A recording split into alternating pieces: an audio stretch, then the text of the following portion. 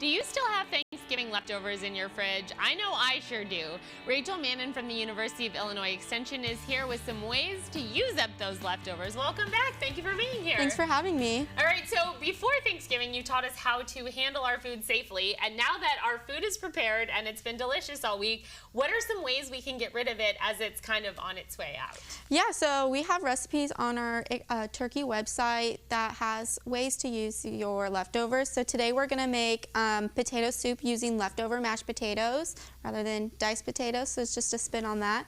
And then you can also add turkey to various things like your soups, and you could do a turkey pot pie instead of a chicken pot pie or anything like that to help use up the turkey. Nice. And so what are the ingredients that you need? I see you've pre-sauteed some things. So Yep. what is this? So in that it's carrots, celery, and onions. Okay. Sauteed in a little bit of oil. Got it. And then do we put that in this bowl? Yep, so we'll go ahead and just add it to the pot. It's Okay. nice because this is just a one-pot recipe. Everything's just in the pot.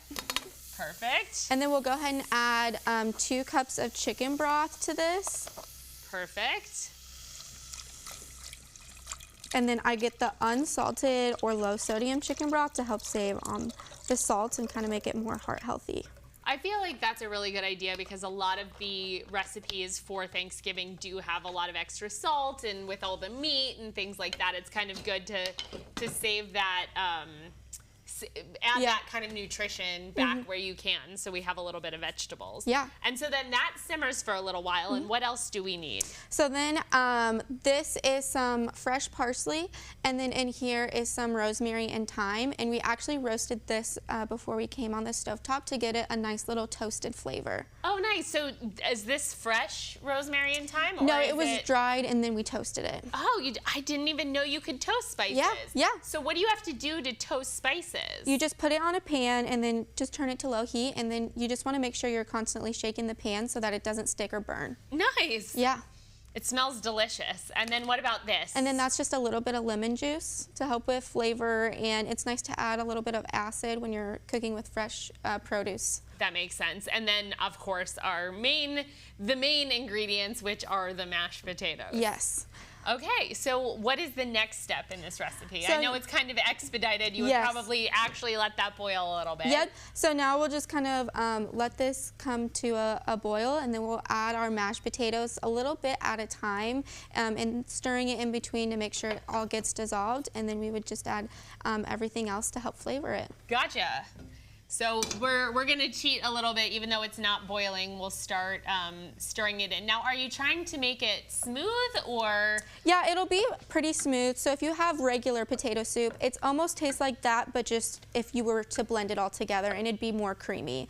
And then if you wanted to add some protein, you could add your shredded turkey in this to make it have more protein in it. I was wondering about that. Do you have suggestions of things to do kind of with the leftover turkey? Or I feel like the thing that's always left over the most is the cranberry sauce that came out of the can. Do you have suggestions of things that people could do with that? I like to turn the leftover cranberry sauce / relish into like a jam type thing. So then you can put it on some toast with some butter in the morning. You could also put it in your smoothies to add something sweet instead of honey, and puree it in that. That's a great idea, especially if you make the thing that you had showed us how to make last time that actually has the orange and whole cranberries. I feel like that would be a really healthy, delicious smoothie. Maybe you can even add like a couple of dates or something like that to make the cranberries a little less tart. Yeah. And the cranberries is what lasts the longest in the fridge too. It can last up to a week in the fridge. So. Oh, okay. Yeah. That's good. Let's go over that. So how long should we keep our turkey? How long can we keep our mashed potatoes? Yeah, so your vegetables and stuff will last 3 to 5 days in the fridge. Your turkey, about the same thing. If you have any seafood, some families do seafood, that only lasts like 1 to 2 days in the fridge. Okay. Your gravy only lasts 1 to 2 days. And then with your meat though, if you freeze it, then it could last, 3 to 5 months in the freezer. So get it in the freezer. And yes. so then do I put that in, or is this a garnish? Yep, we could go ahead and just mix it in. Mix that in. And it's starting to simmer. Which is perfect. And then this Yep. as well? Yep. So we'll add in our spices and then a little bit of our citrus. And then when it's finished, do you want to hold up that that finished soup. So that's what it's gonna look like once it's all done. Wonderful. Well, this smells incredible. Thank you so much for showing us how to make it. I really appreciate you being here. Thanks for having me. And for all of the great ideas of things you can do with your leftovers at home.